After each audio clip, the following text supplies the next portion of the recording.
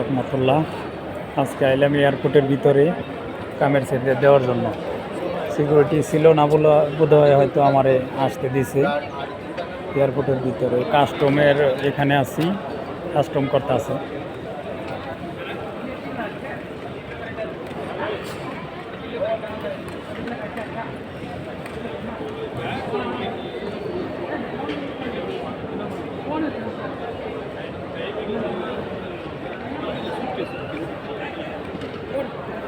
এখানে র্যাপিং চলে, যেরকম র্যাপিং করতেছে। অনেকের মাল বেশি হয়েছে, কমাইতেছে। শ্রীলঙ্কার ফ্লাইট এটা, এখানে র্যাপিং চলতেছে।